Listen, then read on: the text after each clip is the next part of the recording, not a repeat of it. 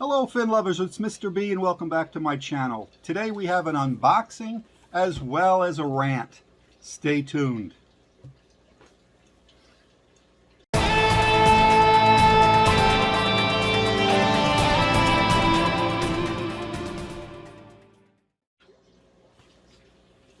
Okay fin lovers, today we've got an unboxing from Aqua Huna. So I don't want to keep the fish in the box any longer than we have to, so let's get into it. When you're doing this, you want to be careful with the razor blade so you don't cut yourself or your fish. Lift it up a little bit so you can get under there.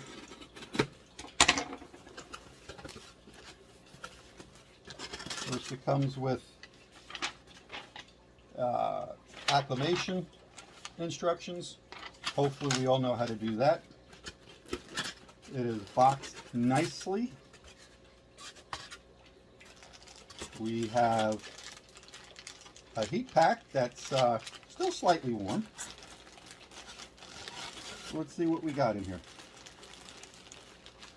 First we're going to just get in there. There's 2 bags inside this outer bag, so just trying to get to the inner bags right now. Probably would help to have a sharper blade in there. But let's see what we have. First bag.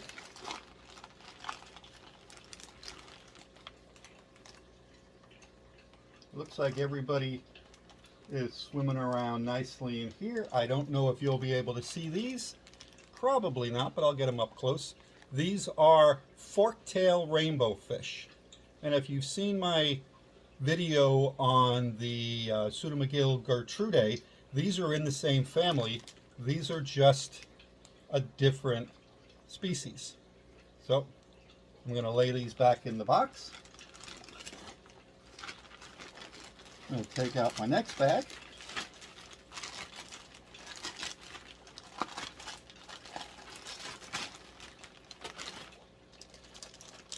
Looking in here, trying to see. It looks like everybody's moving around nicely. Looks like they have this one possibly double bagged. Get in there, little guy. There we go. Yep, they have this one double bagged in here, but I don't know if you'll be able to see them in here. Probably no. There's one. I just went the other way. These are hyphin paleatus. So I'm working on a project for my buddy Jesse over at Just One More Fish, and he has given me 6 of these to work with. I always like to work with at least 10 to 12 when it's coming with cories. So these are going to take a little bit of time to catch up to the other guys in size, but it's a nice fun project, and you know I love cories. So let me just put this bag down here. I will be getting these guys into their tank very shortly, but I'm just going to move this over here. And just a little information on Aqua Huna. They are a wholesaler out of the Washington State area. And I heard about them first through Corey over at Aquarium Co-op. It is one of their suppliers.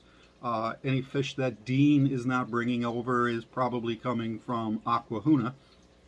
They only ship to people like myself, hobbyists, outside of the Washington area. Inside of the Washington State area, they only supply retailers with storefronts. And the reason is they didn't want to have those stores have to compete with them shipping items directly to hobbyists. So if you're out of the Washington State area, you can order from Aqua Huna. If you're in the state of Washington, you have to be a retailer with a brick and mortar presence. So just a little bit about Aqua Huna. They look like they were shipped well. I've heard some good things from other people who have gotten them.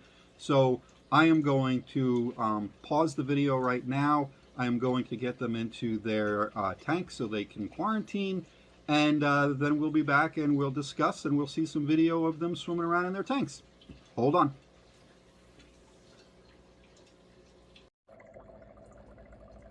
Okay, fin lovers, here's the forktail rainbows settling into their aquarium here.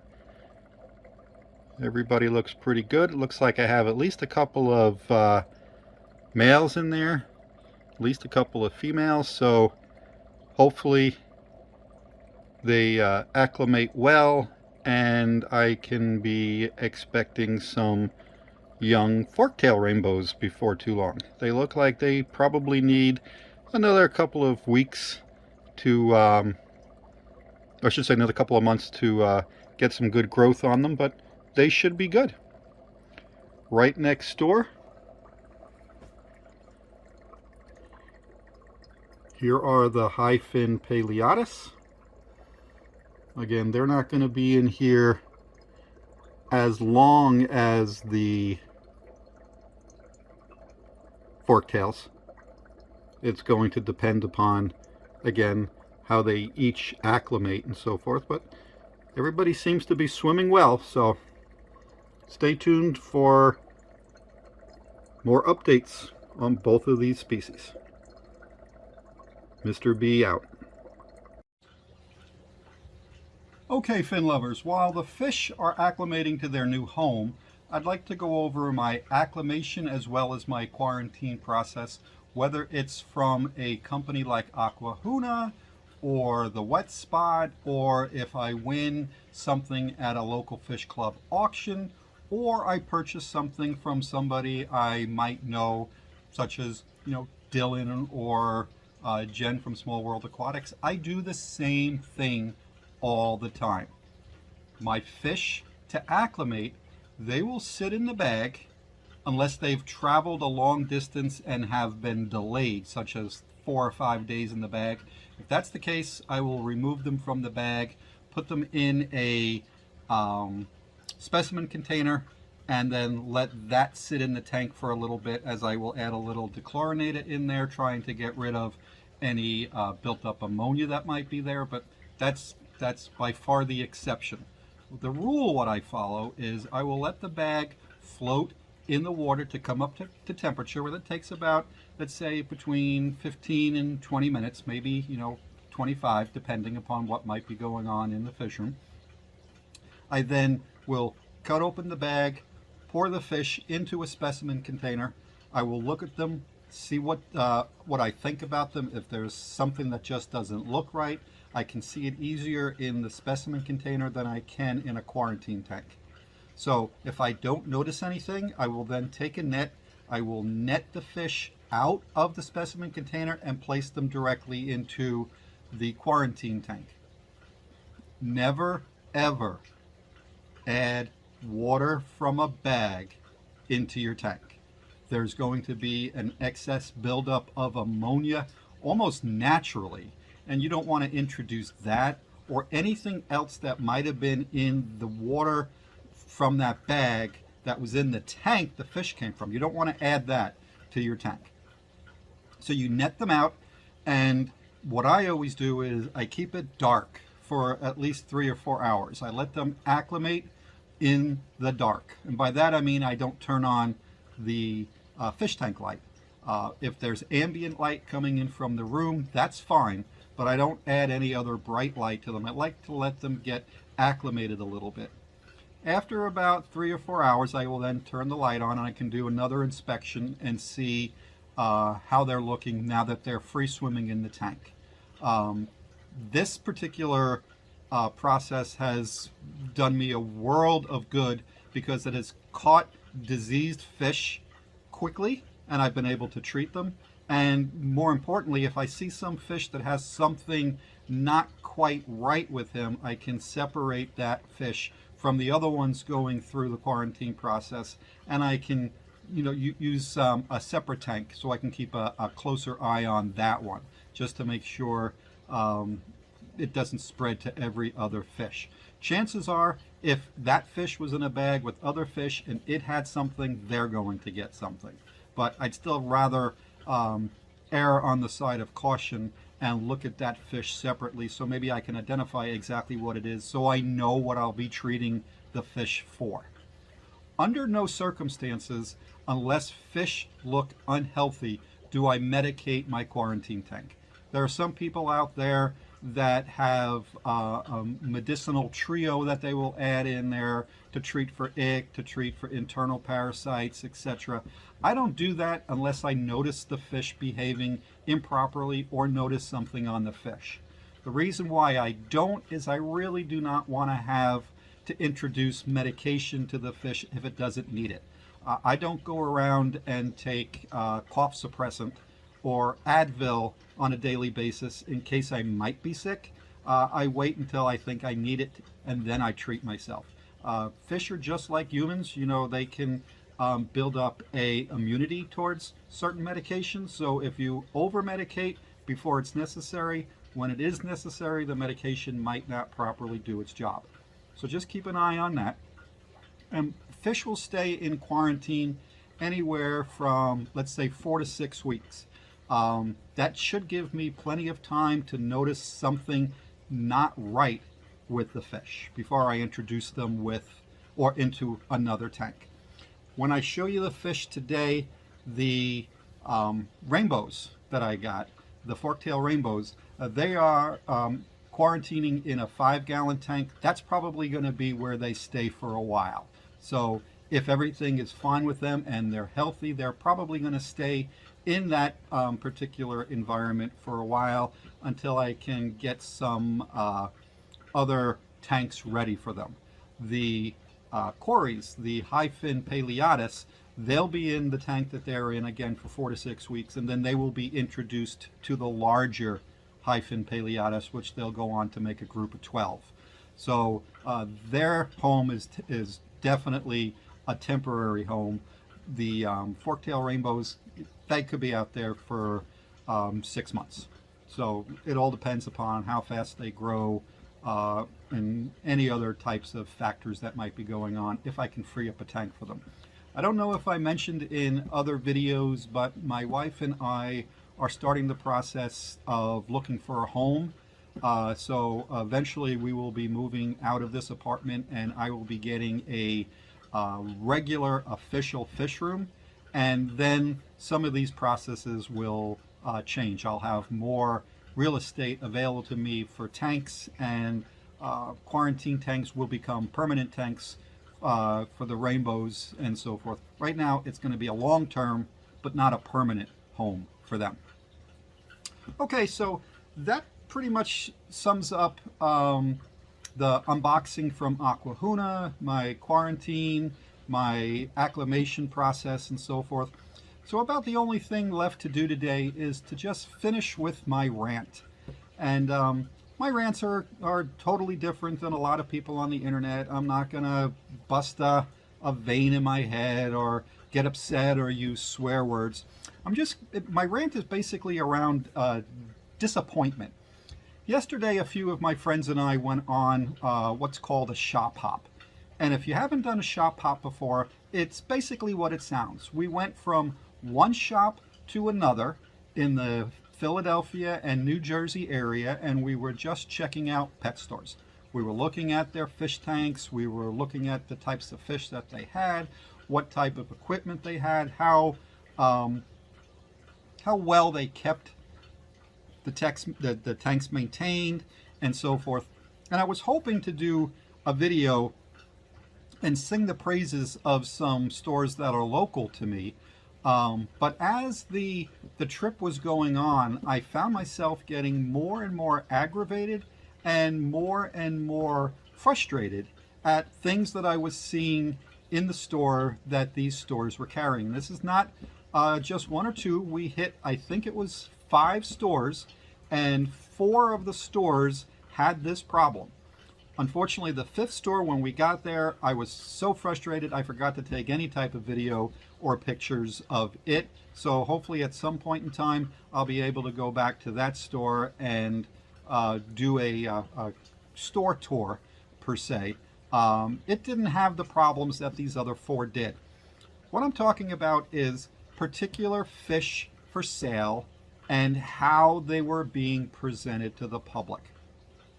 In all of the stores, there were tanks full of red-tail sharks and iridescent sharks. Now, red-tail catfish and iridescent sharks. Now, the things that make me upset about those are fish that are very large as they grow, and there are very special requirements for fish along those lines. They get to be rather large. We're talking, in some cases, greater than 2 feet. This is not a fish that the average hobbyist can have in their fish room. It is not a fish, in my opinion, that should be for sale anywhere to anybody who has the money to put down on that fish. They bring these fish home. Maybe they think they're doing a good job because they have a 55-gallon aquarium. These fish are going to quickly outgrow that aquarium. They're not going to be happy in anything other than an extremely large tank. 300, 400 gallons, and so forth. The iridescent sharks, when they're young, they're about this big, and they zip around the tank. And they look cool. I admit, in the 70s, I had them because I didn't know better, because they were available in pet stores. Mine, from my recollection, all passed away, whether it was because I wasn't a great fish keeper at that time, or maybe there was something wrong with the fish. But I never got them to where they were like this big, where I'd have to worry about what am I going to do to store this fish? How am I going to give it its best life? Unfortunately, a lot of times what happens to these fish, if people can't get rid of them at a fish store or give them to somebody else in the hobby, a lot of times people will release them into the wild, which is, absolutely the worst thing you can do. Putting these fish into an environment that is not prepared for them is bad, not only for the environment, but it's bad for the fish. It's bad for all of the flora and fauna that's out there. There have been many, many stories regarding the common pleco. The common pleco can grow up to 2 feet or more, and people release them into the wild because they get so big, there's no tank that they have that can hold them, and so forth. There are stories about them pulling them out by the thousands in lakes down in Texas, because common plecos breed very readily in not only the aquarium, but also in nature. So they're going to continue that process, and there really aren't any natural predators for them in the wild, so they just continue to multiply, decimating the fish that are already there, decimating the aquatic plants that are already there. So it always upsets me when I see that. And it was 4 of the 5, and there wasn't just 1 or 2. The one was looked like it was about a 20 high. There must have been about 30 iridescent sharks in there. That's really not a proper environment for those fish. It just saddens me and it angers me. One of the stores even had a royal pleco by itself in a 10-gallon tank. The royal pleco was about this big. I would say it had to be at least 14 to 16 inches. Just sitting there, basically in its own filth, because it's a pleco and plecos are dirty. Right across the aisle was I don't know the gallons, but I would have to say it was probably close to a 75-gallon tank that had a small goldfish in it. Now, 75 gallons for a goldfish, that's not bad proportions. But when you have a 16-inch fish in a 10-gallon tank by itself, why not move it over into a larger aquarium? It just looked so miserable there. The price tag on it was something like $300. Nobody's going to buy that fish. It's going to sit there, and it's just probably going to die at some point. And these are things that just, for lack of a better term, infuriate me. And I wish that aquarium stores were better ambassadors for the fish and just didn't look at the price tag that they could get if an item sells. That's my rant. be more responsible. If you are a hobbyist and you see something that looks interesting, do research while you're at the store. Just because you see something that looks great, do some research. Do I have the ability to keep this fish happy and healthy? And if your answer is no, please don't buy the fish. Don't make it suffer for your impulse. Okay, fin lovers, hopefully next time we can end on a much happier note. I hope I didn't ruffle any feathers. If you agree or disagree, please feel free to leave a comment. As always, if this video was of interest to you, please give it a nice like and subscribe. It really helps my confidence. We're at 96 subscribers as of this particular taping, and I'd love to hit that magic 100 before too long. So until next time, fin lovers, you're going to need a bigger tank.